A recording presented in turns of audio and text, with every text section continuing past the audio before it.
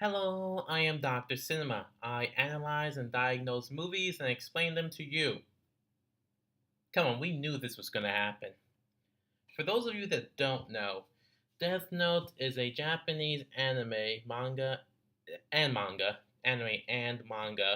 that focuses on a boy named Light Yagami that comes into possession of a supernatural object known as the Death Note that allows him to kill people just by writing their name in the book. And the notebook is accompanied by a Shinigami, otherwise known as a death god known as Ryuk. Now, usually when people think of animes and such, they think cute stuff like, oh yeah, cute, yeah, yeah, yeah. Well, obviously, just by the premise alone, you know this isn't one of those kinds of animes. So when it was heard that they were going to turn this into an American film, people were obviously not very excited because even the Japanese people have trouble adapting their anime shows into live action movies. So how do you expect Americans to do it, especially when they haven't really been that successful at all? Well, later coming out that Netflix is going to adapt the movie, and there's going to be some good talent both behind and in front of the camera. Now, behind the camera, of course, we've got the director, Adam Wingard. Now, he's an up and coming film director who made films such as The Guest, which was good, and Blair Witch, which I liked. And of course, you got other people, including William Dafoe, who played the Death God Ryuk. So obviously, there was most people were still very negative about this going in, but there might have been a small portion that thought this was going to be okay. Now, I have watched the anime, so I'm about as up to date as I can possibly be. But let's step right into the 2017 Netflix movie Death Note. Opens up on a high school in Seattle, as we see Light Yagami just being off writing papers and homework assignments for other students for them. So obviously, yeah, Light's obviously going to think he's smarter than everyone else. Now, he gets pretty much into a fight where these two kids are beating up another kid, and then they sort of like a cheerleader named Mia kind of shouts and yells at them to stop, and of course Light also like interjects and he tries to make the bullies feel so dumb and stupid, and that just gets him punched out. Light then sent to the principal's office, who puts him to detention for finding out he's been writing homework for other students. Now, before the whole bully thing, he came into possession of the Death Note, which just fell out of the sky, like in the anime. While in detention, when the teacher's out, we get an appearance from the Death God himself, Ryuk. Now, speaking for myself, Ryuk was the best part of the anime. I mean, he was entertaining, he was intriguing, and he's the same way here. I just liked William Dafoe as Ryuk. Now, just it's fun. I like it. Well, that choice at least so far. Let's see where this goes. Now, Ryuk like encourages Light to write a name in the notebook, and he sees like outside like the same bully from before picking him and bullying another person. So he writes down the guy's name, but then Ryuk says, "Why don't you pick a certain way from that?" And so he writes down decapitation. We're getting pretty violent early on, and of course, the scene is set up in a way where, of course, the bully gets decapitated. It's actually kind of entertaining. The death's even like sort of the same style as it was in the anime. Like, okay, I'm feeling this. Except for one thing.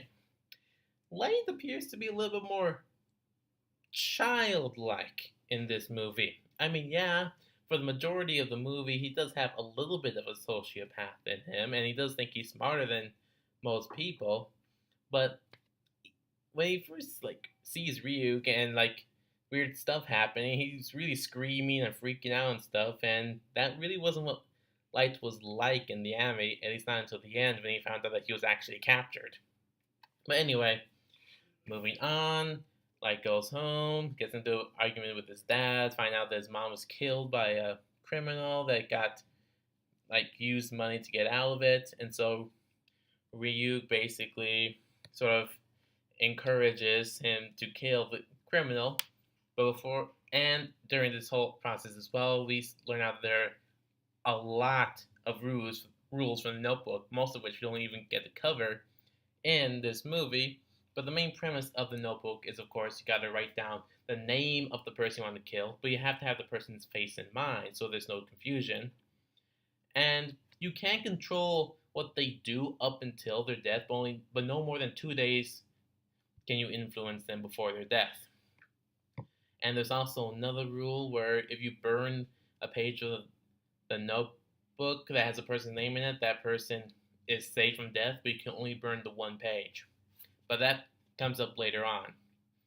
So after figuring out what Light has, Mia comes up to him talking about, the death of the bully and how she says it really isn't a tragedy. So you can figure she's one of those people that realizes that not every death is a tragedy if they're like bad enough person. So Light shows her the notebook, proves that it's real, and it gets a little bit rushed into this romance thing between Mia and Light. And it's a little bit weird, and I really wasn't expecting it because Light really wasn't much of a romantic guy. I mean, in the anime, Light was a full blown sociopath, pretty much. And the only reason he was in any marriage at all in the anime was to keep up appearances, and it was with a girl who also had her own death note and such.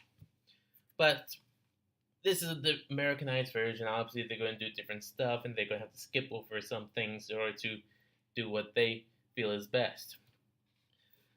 Now, also during this like rush romance a little bit, they also begin killing what they said was roughly 400 people, and they even chose a name for and make some of the victims write that name down before they die, named Kira, which is Japanese for killers, so to throw people off of which continent the people responsible are on. So, of course, like in the anime, a large group of people in the world begin worshipping Kira as a god who saves people. But of course, authorities and all those people believe that Kira is a killer that should be punished. So this attracts the attention of a detective who is also seen in the anime known as L. Now, the person who plays L is the same guy from the movie Get Out earlier this year who yells at the main character to get out once flash photography happens. And he actually does a really great job playing L. I mean, L is sort of like this socially awkward, brilliant genius. Might have been on the autistic spectrum now that I think about it. But the guy plays them very well, and you can tell that when this role was written, they didn't have a specific race in mind when they were writing this character, so they just threw this guy in and did pretty much a pretty great job. And I just like those roles where there's not a specific race they had in mind when they wrote the character. So yeah, I like Ryuk and I like L. And this is so far so good. And so it makes a press conference basically calling out Kira and to strike him down and if he can, and then basically I'm going to get you. So of course now begins what's the most popular part of the whole anime, which is the game between Kira and L. Who can get to who first? Yeah, interesting enough, like I said, Light isn't really the same kind of sociopath that he was in the anime. In fact, it seems like Mia might be a little bit more of a sociopath than Light is, which is a very interesting take on things. But anyway, yeah, so of course, L gets into contact with Light's dad, who's a detective at the Seattle PD, and he begins working with Light's dad and trying to figure out who Kira is, since Al has already pretty much discovered that Kira is not actually based in Japan, but it's actually based in Seattle, because L is a super genius like that. So he has multiple people followed, including Light himself. And this sort of gets me like on Light's case, like saying that they should kill like the the detective, or not the detective, the special agent that's following them, but Light says that that'll just bring attention to him. Mia's like, so that's why we have to kill all of them, but he's really adamant on being no. And, of course, Ryuk is just sitting there laughing. Now I want to talk about Ryuk again. In the anime, Ryuk was pretty much as neutral as you can expect the Death God to be, which is he's supposed to be, as he just is really watching the whole game unfold. In the movie, he seems a little bit more mischievous, but at the end of the movie, he really is more neutral than anything. Although he does make a couple of general threats to Light at a point in the movie where Light threatens to write Ryuk's name in the book. But again, he's about as neutral as you can probably expect him to be in the movie as he was in the anime. But anyway, but then, of course, the next day, a whole bunch of agents are killed. Of course, for some reason, Light does not suspect Mia. He thinks some sort of loophole has happened. Let's just go with it for now. And of course, like Light's dad makes a big announcement, basically calling Kira out as well. And then Mia tries to write down Light's dad's name in the notebook, but of course, that's pretty much where Light draws the line, and that pretty much gets the attention of L, who meets Light, who is basically by himself in a little cafe place, have this big confrontation, but of course nothing could really happen. And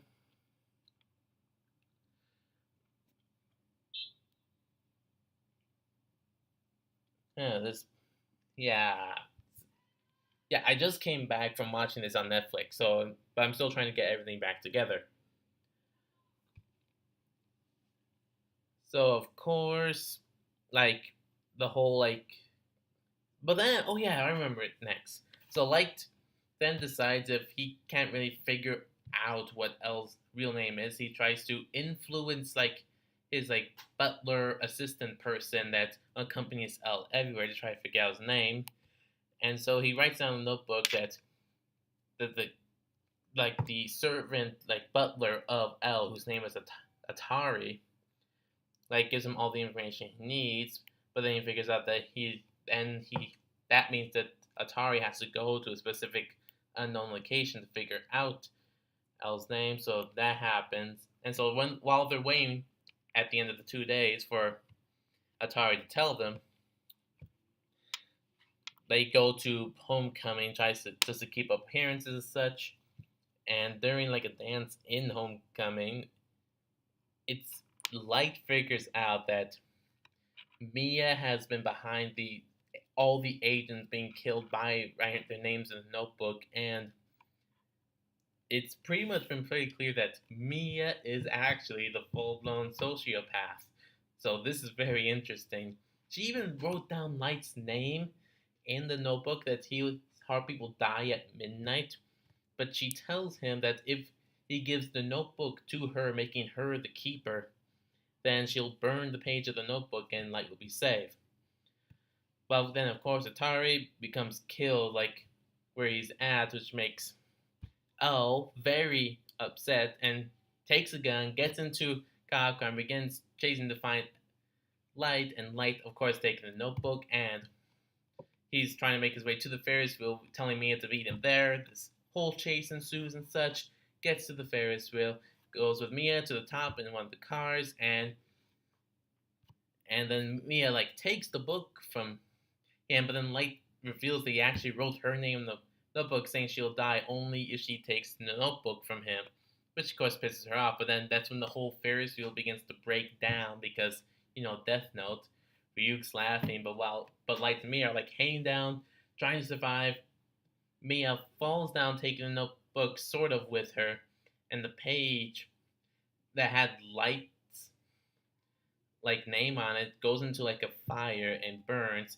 Mia lands on a flower place where she falls and dies, and Light ends up falling into the water and being rescued, and he is in an induced coma. Of course, he wakes up from his coma a couple days later, and the Death Note's with him. And we figure out that Light pretty much had this planned out. He he was able to make sure that he influenced a doctor to save his life once he fell into the water, ensure that a mailman gets the notebook to him at the end of his induced coma, and he figured out a way to actually save himself, but also make sure Mia is dead. And this amuses Ryu, saying very much, saying that you humans are so interesting. And that's pretty much Death Note 2017 movie. How is it? I'd say it's good enough. Look, there's no way to perfectly adapt an anime show into a movie. They're just two very different cultures surrounding Hollywood and anime. And of course, this movie isn't perfect, like Light being more childlike and not as big as a sociopath in the anime. But there's a lot of good in here too, such as Ryuk and L himself as the detective. But they keep the number one thing of the anime alive in the movie, and that is the atmosphere and the soul of the game between Light and L. I actually was intrigued and as involved in it as I was in the anime. Now, people saying that they butcher in the movie and the anime is so much better, but come on, all anime have filler episodes and so much repetition, the same stuff we already know. I mean, just to make things go along a lot farther than they need to be. But so yeah, the anime was good, but it was pretty flawed too because of all the repetition of information we already knew and all of the filler episodes that we don't actually need. And I think in the movie, like I said, they got it right. I mean, Light was not what we were expecting, but he ended up just being just as willing to do what he needs to do to survive. Ryuk, of course, is pretty much perfect. L is even pretty much as perfect as we can expect as well. And the game and the intensity of the show is still present in the movie, not as much, but still present, and I think it's entertaining. So if you're a fan of the anime, you're probably going to be a lot more negative. But if you've not read the manga or the anime, I think checking out the movie is well worth your time. But that's what I have to say, so I actually think this movie is good enough.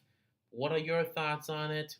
Like, comment with your thoughts below, subscribe, share, and this is Dr. Cinema. Can't wait to see you next time.